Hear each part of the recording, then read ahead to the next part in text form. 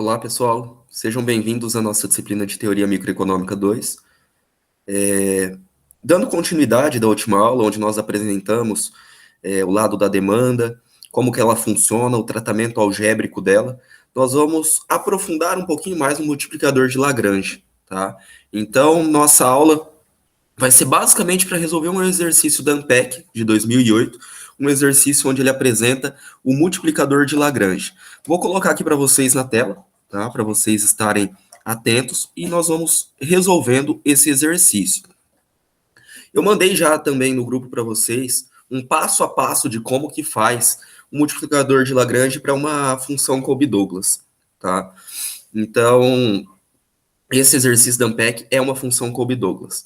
Então, fica mais fácil para a gente estar resolvendo o exercício. Mais tarde eu estarei disponível para vocês para estar tirando dúvidas, tá? E vamos então lá. Deixa eu só abrir agora aqui para vocês. Apresentar aqui para vocês os slides. É o mesmo da aula passada, tá? Então, só para a gente dar continuidade mesmo, para dar ênfase maior para nossa função Kolbe-Douglas, tá? Para nossa função de demanda, como que funciona o multiplicador de Lagrange, como que funciona a otimização. Vamos lá.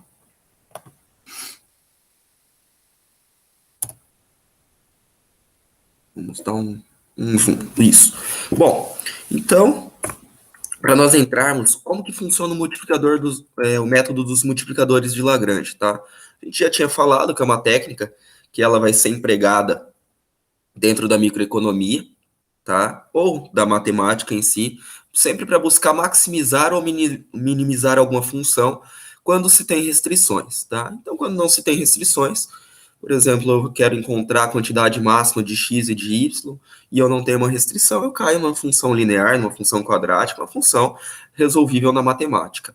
Mas quando eu tenho restrições, como é o caso da economia, que muitas vezes nós temos, né, vem daquela questão que nada é abundante, tem a escassez, né? Então, se tem escassez, tem restrições. Dentro de uma casa existe a escassez, existe a restrição orçamentária. Dentro do governo existe também uma restrição, essa restrição orçamentária, tá? Então, quando nós queremos tratar de demanda, sempre nós vamos buscar maximizar, porque a demanda, conforme nós vimos na microeconomia 1, né, o consumidor sempre busca consumir o máximo possível.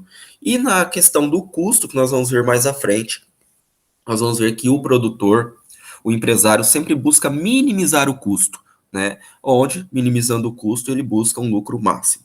E todos eles possuem restrições. Então, quando nós temos restrições, aí nós utilizamos o Lagrangiano, que ele é um método, tá? Utilizado, então, para esse cálculo de funções com restrição. Então, o Lagrangiano ele é uma função constituída pela função, que vai ser maximizada ou minimizada, e uma variável, que é o multiplicador de Lagrange, que nós vamos utilizar dentro da nossa aula, o lambda, tá? Então, vocês vão estar conhecendo o lambda, que seria esse multiplicador de Lagrange. E ele vai estar multiplicado, então, pela nossa restrição orçamentária. Então, quando nós falamos de utilidade, quando nós falamos de demanda, ao mesmo tempo, quando pensamos em demanda, nós pensamos em maximização. E maximização do quê? Da nossa função utilidade. Então, sempre vai ser dado uma função utilidade, todo indivíduo possui uma função utilidade, uma função onde ele vai buscar maximizar o consumo de determinados bens. Nós estamos fazendo algo simples, tratando apenas de dois bens, por exemplo, o bem X e o bem Y, e esses bens X e bem Y têm seus preços, né? Preço X, o preço Y. E aqui, como nós estamos tratando uma função de utilidade com restrição, nós temos a nossa RO, que é a restrição orçamentária, tá? Em alguns livros vocês vão encontrar o salário, né, a restrição determinada por M, de money, tá? Mas isso é indiferente, a gente pode estar colocando M, colocar R, que é de renda, e assim sucessivamente. Então, quando nós formulamos o Lagrangiano, é o quê? Nós vamos fazer uma junção da nossa função utilidade com a nossa restrição orçamentária. Então, o Lagrangiano ele é formado pela minha função utilidade, mais uma variável, que é o meu multiplicador de Lagrange, que é o lambda, que vai estar multiplicando toda a restrição orçamentária. Muito pode se parecer, nossa, professor, ficou uma função difícil de se calcular. Como que eu encontro a quantidade ótima de consumo do bem X e do bem Y, dado essa restrição orçamentária, dado esse lambda que entrou? É muito simples. Para isso que eu disse para vocês, eu passei um material de derivada, tá? Então vocês vão precisar utilizar a derivada simples. Então vocês vão derivar primeiramente o lagrangiano em relação a x igual a zero. Depois vocês vão derivar todo o lagrangiano em relação a y igual a zero. E vão derivar todo o lagrangiano em relação a lambda igual a zero. Quando vocês fazem essa derivação do lagrangiano em relação a lambda, que é o meu multiplicador de Lagrange, vocês vão observar alguma coisa, que essa derivação vai ser a própria restrição orçamentária, tá? Qual que é a ideia dela? É que o lagrangiano, né, o multiplicador de Lagrange, esse lambda, ele vai ser apenas para facilitar, apenas para juntar, então, a minha função utilidade com a minha restrição orçamentária. E nós vimos um passo a passo bem simples de como que calcula, então, o multiplicador de Lagrange. O primeiro passo é esse, então, onde eu vou fazer, né, vou identificar minha função utilidade e restrição orçamentária. Depois eu vou montar o lagrangiano, que é esse segundo passo, onde já está montado. O terceiro passo, deixa eu ver se aqui está passando para frente. Ver se passou. Então, vamos lá. O terceiro passo do nosso lagrangiano é justamente derivar o lagrangiano, conforme eu falei, em relação a x, a y e ao lambda, tá? A partir daí vocês vão ter três equações. E é em cima dessas três equações básicas onde vocês vão estar trabalhando. Vocês podem pensar, professor, mas não está tão básica essas três equações, porque em duas delas ainda eu tenho lambda. Mas é justamente nisso que vai se tornar fácil depois as equações. No quarto passo, vocês vão pegar as equações onde ainda tem o lambda e igualar elas, né? Vocês vão isolar o lambda de uma, isola o lambda da segunda equação, vocês vão ficar com uma equação, então, com o lambda isolado, e aí vocês só igualam elas e vão chegar, então, a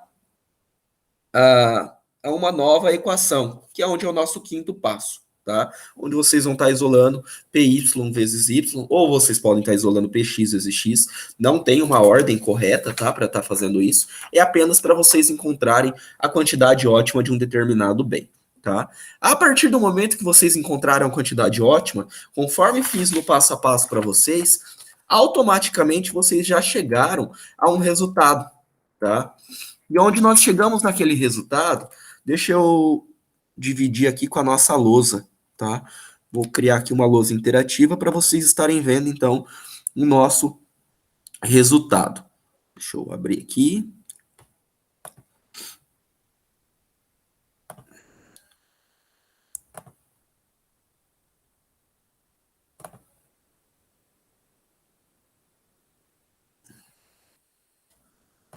Vamos abrir uma lousa interativa onde nós vamos colocar o resultado.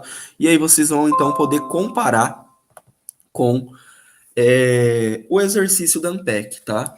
Se vocês observarem dentro do nosso resultado,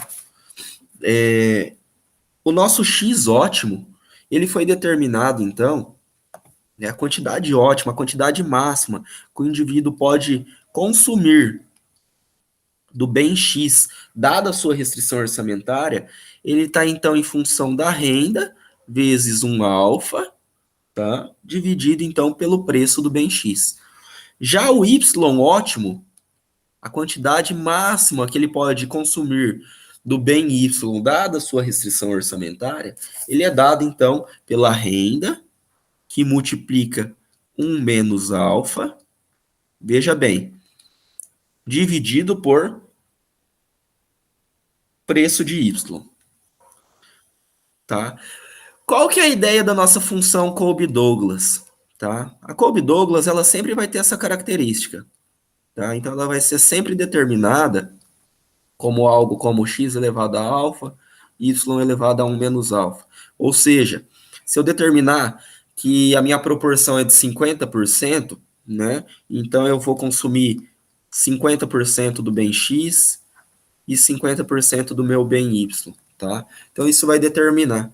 Ou se eu decidir que o alfa é igual a 0,3, Significa, então, que eu vou ter um x elevado a 0,3 e um y elevado a 0,7, tá? Então, ele sempre vai ser complementar. Essa é a ideia da nossa função Kolbe-Douglas. E se vocês pegarem os resultados da nossa derivação que foi feita, nós podemos, então, encontrar, dentro do nosso exercício da Ampec, tá? Já a nossa questão 0 e 1, né? Onde na 0 diz que a demanda do consumidor pelo primeiro bem será x é igual à renda dividido pelo preço? Não, né? Se nós olharmos, não é a renda dividido pelo preço, é a renda multiplicada por um alfa dividido pelo preço. Então aqui nós dizemos que o 0 ele é falso, né? Então essa daqui ela é falsa, porque a renda ótima é a quantidade ótima de x é igual a renda vezes alfa dividido então pelo preço de x. E se nós observarmos a nossa questão 1, a demanda do consumidor pelo segundo bem, pelo bem y, é igual a 1 menos alfa vezes a renda, dividido por alfa vezes o preço de y. Ela também vai ser falsa. Por quê? A nossa quantidade ótima de y é igual ao quê? É realmente 1 menos alfa, que vai multiplicar a renda. Porém, aqui embaixo, esse alfa não existe. É só o nosso preço de y, tá? A nossa questão 2 é muito simples para se resolver. Por quê? Ele já dá que a renda é igual a 1.000. Ele me dá aqui o A, né? Deve ser o alfa aqui, é igual a 1/4. E o nosso Q, que é a nossa quantidade, né? O preço, na verdade, que é o nosso preço do bem Y, é igual a 1. Então, o que nós temos que fazer? Substituir. Então, aqui eu vou colocar igual a 1.000. Aqui eu vou colocar igual a 1/4. E aqui embaixo, no preço de x, não tem, tá? Nesse momento, ele não tem. Mas por quê? Porque ele não quer saber desse, né? Ele quer saber do segundo bem, tá? Então, ele quer saber realmente do bem y. Então, aqui nós vamos colocar, na verdade, é nesse, tá? Vai ficar 1/4 aqui. Aqui vai ficar igual a 1.000. E aqui nós teremos, então, igual a 1, tá? Então, se nós fôssemos resolver essa questão 2, dado os nossos resultados que nós temos, a quantidade ótima consumida do bem y é igual a 1 menos 1/4, que vai dar menos, então, 0,25, né? Vezes a renda que é 1.000, dividido por 1, tá? Então, aqui nós temos 0,75 vezes 1.000. Então, diz aqui que a quantidade que vai ser consumida é igual a 750. Logo, então, a nossa 3 também vai ser falso, tá? Então, essa é a ideia do exercício. A 3 não, minto. A 2, tá? A 2 vai ser falso. A 3 ainda não fizemos. A 3 vai ficar, na verdade, de tarefa para vocês, a 3 e a 4. Então, logo, quando você faz a maximização da utilidade, vocês conseguem resolver até um exercício de Ampec, tá? Esse é um exercício que cai costumeiramente em todas as provas da Ampec e vocês podem, então, estar resolvendo da melhor maneira possível. Estarei para tirar dúvidas de vocês. Qualquer coisa é só me chamar. Tá bem, pessoal? Até mais.